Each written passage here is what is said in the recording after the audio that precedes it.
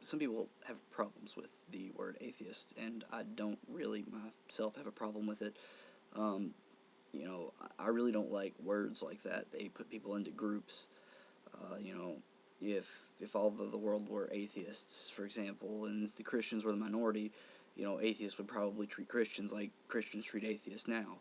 Um, so basically, what I'm getting at is that I don't have a problem with that. I think a more accurate term would be realist or uh, evidencist. I'll probably refine that to something like evist or something easier to say. But let me get to the point of my video now. Um, I have a challenge because I would prefer the word evidencist or realist, meaning that one who requires evidence in order to actually think something is true. I don't want to say believe because I wouldn't say that I don't believe in God, so in a sense that there's any validity to God. I'm not giving him validity when I say that. I'm giving him as much validity as when I say I don't believe in unicorns or dragons. Um, and my challenge is that you have to show me redemonstrable evidence that there is a God. Keyword, redemonstrable. If you do it, I have to be able to do it too. Whatever you do, I have to be able to redemonstrate. Now, it can't be something that we already know happens. It has to be something that is pretty much unheard of. For example, prayer working. We know prayer pretty much doesn't work. I used to be a Christian. I prayed all the time, and I never got anything I prayed for ever. Maybe 1 in 100 things I would get, and then the odds of me getting that would probably only be about 1 in 10 anyway. So that's the other thing, the other stipulation to the evidence you have to show. It has to be something that the odds of it happening without having done what you did, for example, prayer, or it has to be an actual God holy thing, type thing, in order for it to even count towards in that direction. Um, like praying for a convertible. If I pray for a convertible and a convertible falls out of the air, boom, there's a convertible, and I can do it every time, then that would be evidence for it. But if it can't be redemonstrated accurately, for example, if I pray one time for a convertible and a convertible falls out of the air, then I pray again for a convertible, it doesn't happen, and well, that doesn't count because I can't redemonstrate the evidence. It happened one time. It's like when some people in Japan, I can't remember what who did this, claimed they got cold fusion in a jar with just some basic over-the-counter things. Maybe they really did get cold fusion that one time. Maybe they did something or mixed something they weren't supposed to, and boom, really they did get cold fusion.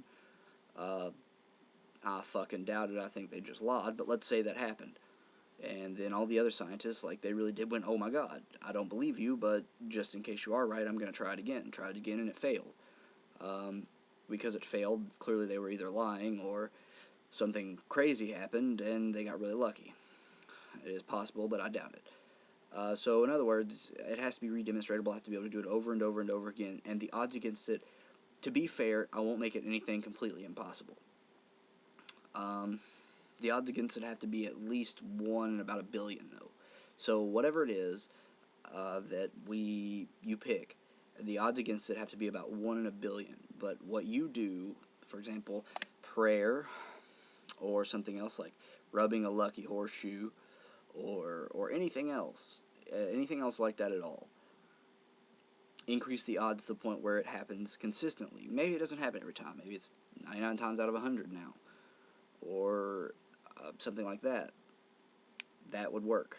Uh, but I challenge anybody out there who believes in God. Now, it is not evidence to point to your book. Whatever you believe in, it's not evidence to point to your book. It's not. And if you're going to use that, then it needs to give a very specific thing that could happen that everybody sees, not just the believers.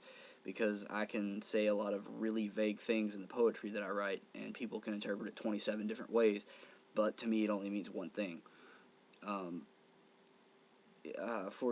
Like, it can't be vague. It can't say something like, the cats will run from the giant mountain men, and they will, it can't say something like that, because how do we interpret cats? How do we interpret mountain men?